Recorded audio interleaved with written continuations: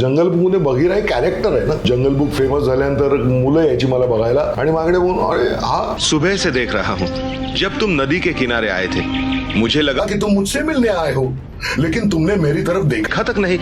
त्यांना म्हणजे असा बसलेला कोणतरी ब्लॅक पॅन्थर आहे वगैरे तर हा असूच शकत. आत्ता सुद्धा अनेक लोकांना कार्टूनचा आवाज कोणीतरी वेगळा माणूस देतोय माहित नसतं. त्या काळात तर अजिबातच माहिती नव्हतं. तर त्यामुळे ते कॅरेक्टर मला प्ले करायचं असल्या कारणाने त्याचा ॲटिट्यूड काय आहे, त्याचं व्हॉइस स्ट्रक्चर कसं आहे, तो प्राणी कसा वाटायला पाहिजे. बघीरा नॉर्मल आवाजात केलाय पण नंतर आता अगदी लेटेस्ट मुफासा जर बघितलं लायन किंग सिरीज मधला, त्याच्यामध्ये किंग ओबासी नावाचं कॅरेक्टर आहे माझं. तर ही सगळी कॅरेक्टर्स आहेत. सुपर मारिओ ब्रदर्स म्हणजे बाउझर नावाचा एक विलन आहे, तो गातो पण. तो पिचेस नावाच्या एका राजकन्याच्या इतका प्रेमात असतो की तिच्या ह्याच्यात तो गातो. इज अ डायनो म्हणजे स्टील ही सिंग्स. तर ते मला गावं लागतं. स्पॉन्ज बॉब स्क्वेअर पॅन्ट मधला म्हणजे पिवळा स्पॉन्ज, तो ज्याच्या हॉटेलमध्ये कामाला असतो, कॅप्टन क्रॅब खेकड्याचे संवाद तर आहेच. हसण्याची स्टाईलही वेगळी. टायटल सॉन्ग पण त्यांनी गायलंय. त्यामुळे 2 एपिसोड डब केल्यानंतर ते टायटल सॉंगही मी रेकॉर्ड केलं. It's a character.